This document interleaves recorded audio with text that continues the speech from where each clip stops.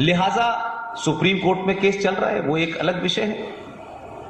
लेकिन मैं और विषय पे आना चाहता हूं जो खासतौर से इस सभा और इस जगह के लिए मैं समझता हूं महत्वपूर्ण है, और मैं साल भर से ये जगह तलाश रहा था कि मैं कौन सी ऐसी जगह जाऊं जहां ये बात कहूं और वहां उसको समझने वाले लोग ज्यादा हों और उस बात को आगे पहुंचाने वाले लोग ज्यादा हों। भारत के संविधान में एक धारा है 30A, 30A, कैपिटल A। ये धारा भारत के संविधान में आपको यानी इस देश के हिंदू को इस बात के लिए रोकती है कि आप शिक्षण संस्थानों के अंदर हिंदू धार्मिक पुस्तकें नहीं पढ़ा सकते। यह धारा बनी हुई है। इस धारा के तहत आप धार्मिक शिक्षा किसी भी यूनिवर्सिटी कॉलेज में नहीं दी जा सकती है। यह सिर्फ हिंदुओं पे लागू है, मुसलमानों पे, सिखों पे, बौद्धों पे, औरों पे लागू नहीं है। वो दे सकते हैं। यह शायद उस वक्त इसलिए रखी गई होगी कि जो लोग सत्ता में थे उन्हें हिंदू शब्द से बड़ी चिढ़ थी और जो ये कहने में बड़ा गर्व करते थे कि मैं बाई एक्सीडेंट हिंदू हूं, कल्चरली मैं मुसलमान हूं और जीवन शैली से मैं अंग्रेज हूं। ये भारत के पहले प्राइम मिनिस्टर का स्टेटमेंट है, उनकी किताब में लिखा हुआ है। ये वो कहने में बड़ा गर्व महसूस करते थे कि भाई एक्सीडेंट में हिंदू हूं, मैं गलती से किसी हिंदू परिवार में पैदा हो गया हूं, लेकिन मैं कल्चरली मुसलमान हूं और मेरी जीवन शैली अंग्रेजों जैसी है।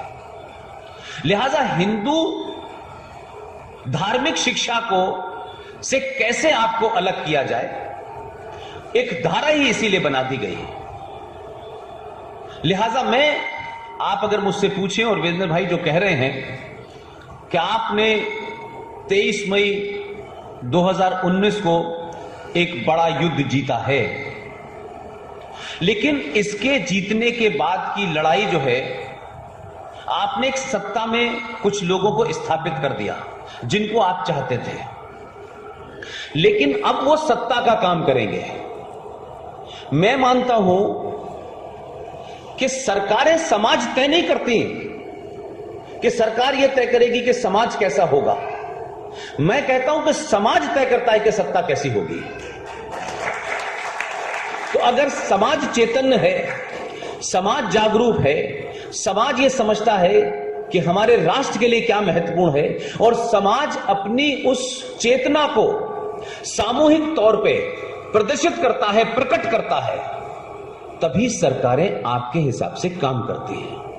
और आप अगर सत्ता में सरकारों को बिठा करके सोने चले जाएं, ये सोचे कि हमने सरकार को मैंडेट दे दिया है, अब मोदी जी का काम है, अमित शाह जी आके पूछेंगे आपसे कि भाई किसी ने, पड़ोसी ने आपको पीटा तो नहीं, और वो दरवाजा खटखटाएंगे, आप कहेंगे नहीं और वो चले जाएंगे। तो ये दिमाग से निकाल दीजिएगा। मैं कह रहा हूं कि जो ताकत आपने 14 और 19 में दिखाई है, 14 और 19 में आपने सरकार नहीं बदली है, इस देश की सोच बदल दी है आपने। और ये सोच जो आपने सत्ता में स्थापित करके बदली है, इसकी लगातार कोशिश करिए कि समाज जल्दी से जल्दी बदल जाए। और जब आप बदलेंगे तो पूरी दुनिया में एक बात बहुत चल रही है, आप तक खबरें बाहर की शायद कम आती हैं। आप कभी ऑस्ट्रेलिया की खबर पढ़ते हैं, कभी इंग्लैंड की खबर पढ़ते हैं, कभी जर्मनी की खबर पढ़ते हैं, और पूरी दुनिया में इस्लामिक आतंकवाद ने जो उत्पात मचा रखा है, पूरे यूरोप के अंदर हो रहा है, स्वीडन में हो रहा है, रेप खुलेआम सड़कों पे हो रहे हैं, खुलेआम लड़कियों को उठा के लेके जा रहे हैं, और वो स्वीडन के वो लोग जो बड़े बड़े जिनकी वैल्यू सिस्टम बहुत हाई था, वो बेचारे असहाय महसूस कर रहे हैं अपने बीच में। ये बैठ के जो है ना, साधु संतों को ही प्रवचन देना अच्छा लगता है। मैं तो खड़े होकर बोलता हूं, लेकिन अब बैठा दिया इन लोगों ने मुझे। नहीं कोई बात नहीं, कोई बात नहीं। तो मेरा कहना यह है ना कोई बात नहीं, मेरा सिर्फ कहना इतना यह है आप लोगों से कि आप लोग हर दिन, हर घड़ी आपके लिए महत्वपूर्ण है, मेरे लिए महत्वपूर्ण है, हर उस आदमी के लिए जो इस राष्ट्र से प्रेम करता है। ये राष्ट्र इस शक्ल में रहेगा कि नहीं रहेगा, ये चुनौती हमारे सामने है। ये कतई मत समझिए कि मोदी जी की सरकार के आने से आपकी चुनौती खत्म हो गई, बल्कि बढ़ गई ये चुनौती।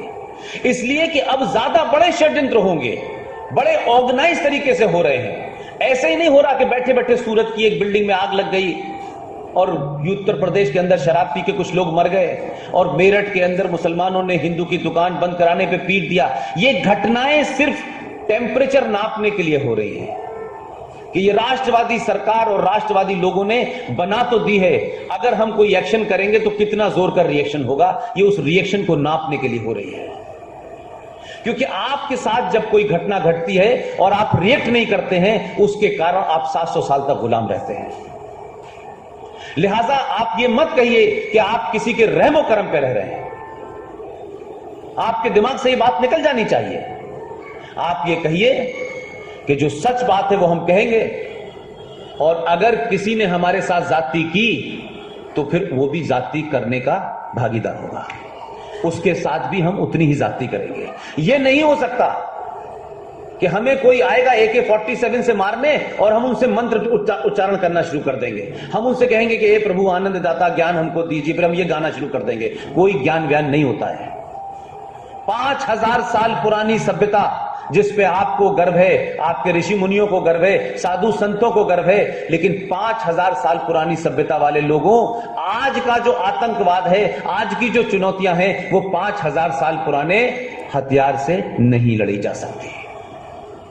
ये बिल्कुल ऐसे ही बात है ना कि हम कहें कि हम न्यूक्लियर बम नहीं बनाएंगे, क्योंकि हमारी ये मानसिकता थी कि जब चाइना के साथ मामला ये हुआ और उस वक्त ये हुआ कि हमारे यहां फोर्स बननी चाहिए, तो हमारी डिबेट्स में लिखा गया कि भाई हमें क्या जरूरत पड़ी है फौज बनने की, हमें तो फौज की कोई जरूरत है ही नहीं, क्योंकि हम तो अहिंसक लोग हैं, हम तो लड़ते ही नहीं है।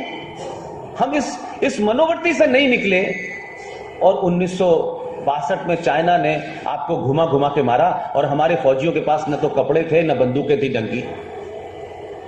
बाद में समझ में आया कि शांति प्रिय होना, अहिंसक होना यह एक अलग चीज है, लेकिन राष्ट्र अहिंसक और शांतिपूर्ण ढंग से नहीं चल सकता। शांति अपने देश के लोगों के लिए है। दुश्मनों के लिए, जो आपके देश को हड़पना चाहता है, आपके देश में विघटन पैदा करना चाहता है, आपको उसकी बोली में जवाब देना पड़ेगा। लिहाजा कहें कि साहब हम न्यूक्लियर बम नहीं बनाएंगे, और फिर बनाएंगे तो उसकी पॉलिसी हमने अजीबोगरीब रखी है, जिसके बारे में मैं बार बार कहता हूं।